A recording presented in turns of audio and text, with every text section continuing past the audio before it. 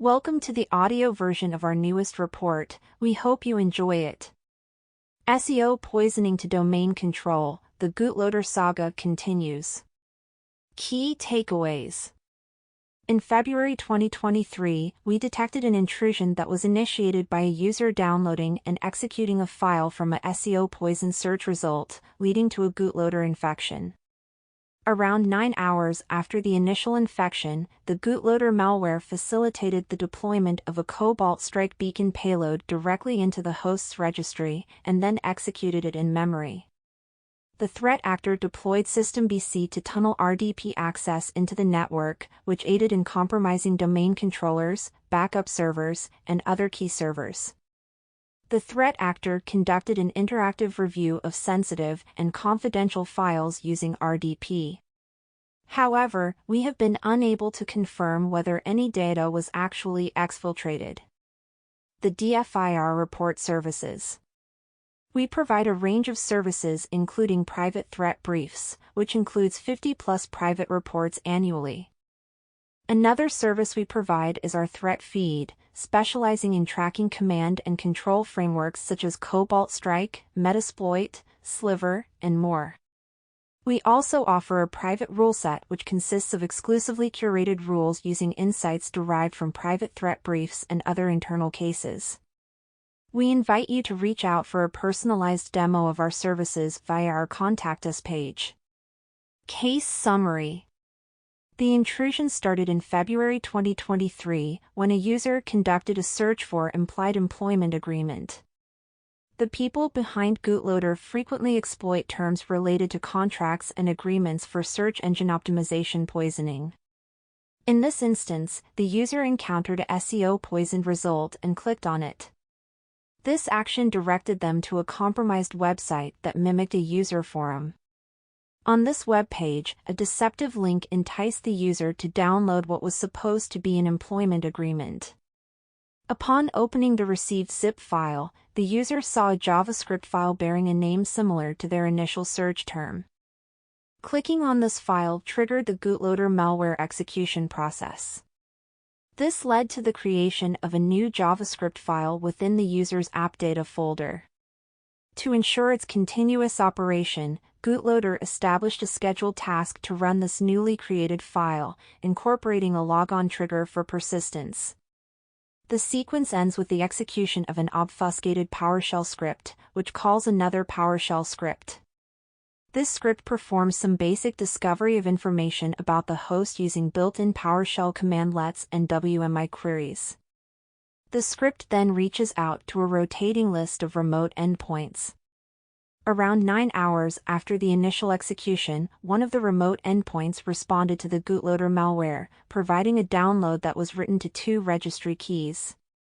Those registry keys contained an obfuscated launcher for Gootloader and a Cobalt Strike beacon, which was loaded directly into memory. Next, an instance of process injection into the host was detected, accompanied by network connections to several remote hosts checking for LDAP and SMB. Additionally, LDAP network traffic directed to a domain controller was observed, indicating discovery operations targeting various groups, including domain users, administrators, RDP users, and domain administrators. Approximately 10 minutes after these activities, the threat actor initiated lateral movement within the network. This involved creating a remote service to disable Windows Defender's real-time monitoring. Subsequently, they transferred a Cobalt Strike beacon executable over SMB and executed it as a service.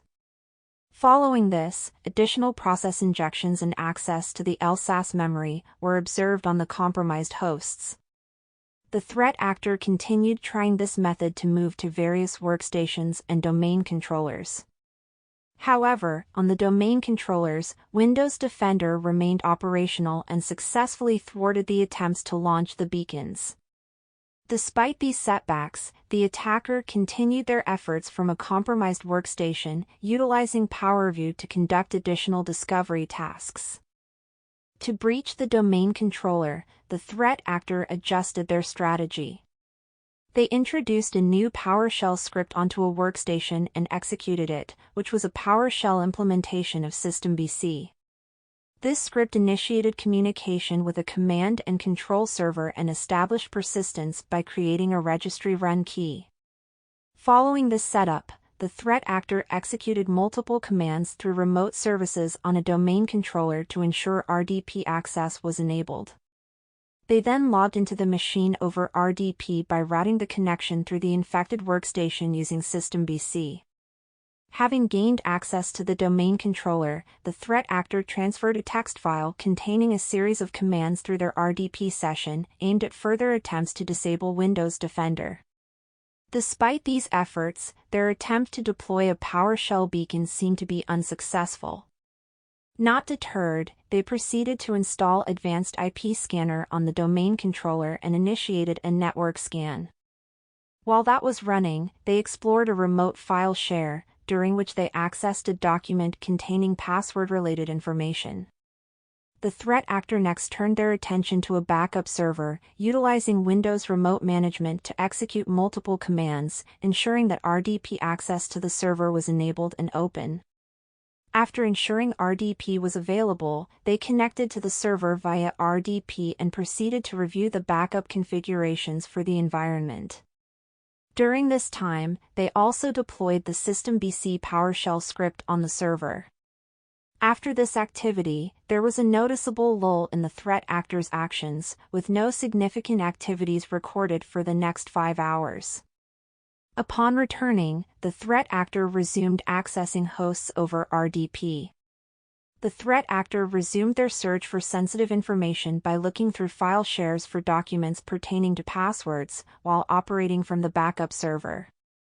Additionally, they executed Advanced IP Scanner again, this time from the backup server. Throughout their RDP session, they interactively viewed data, yet no direct signs of data exfiltration were observed during this phase of activity.